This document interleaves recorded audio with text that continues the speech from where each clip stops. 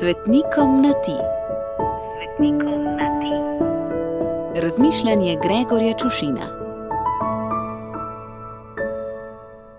Ljubi moj sveti Nikolaj iz Flüe, si brez dvoma najznamenitejši švicarski svetnik, zavetnik Švice, svoje domovine, in to nikakor ni nepomemben ali zgolj geografski podatek.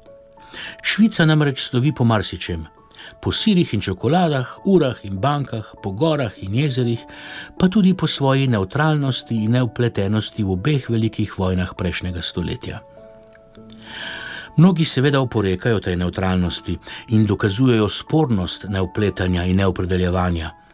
A dejstvo je, da so se Švicarji oboroženim spopadom izognili, če se je le dalo. Morda so temelje takega odnosa do sveta Švicarji prevzeli od tebe, ki si se tudi izognil sporom in spopadom.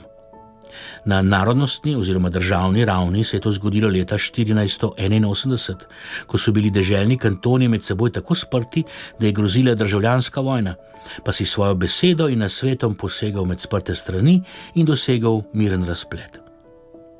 Na čisto osebni in intimni ravni pa se je to zgodilo še dobrih 10 let prej, ko si se odzval Božjemu klicu in odšel v samoto, kar samo po sebi ni prav nič sporno.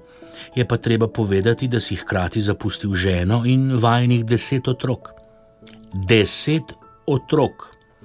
S tem si seveda izognil morju sporov in spopadov, ki jih taka množica pubertetnikov in temu primerno razpoložena žena prinesejo s sabo.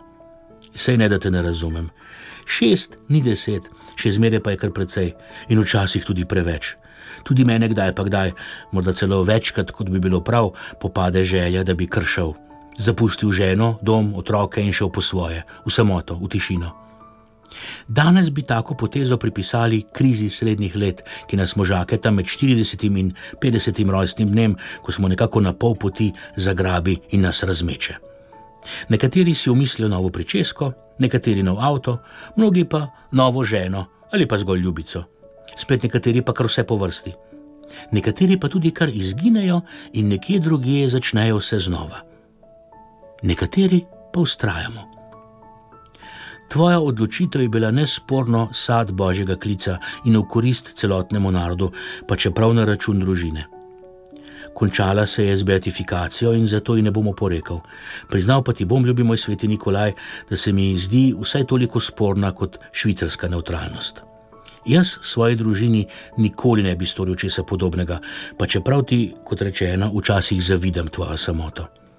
In srčno upam, da tudi ljubi Bog ne bo nikoli česa podobnega zahteval od mene, ker se zna zgoditi, da se mu uprem. Upam, da me razumeš. Obilo žegna za tvoj god, pa nam ga vrni in izli na nas, da se bomo znali izogniti spopadom, tudi notranjim, da pa ne bomo brez razloga bežali pred njimi. Gregor.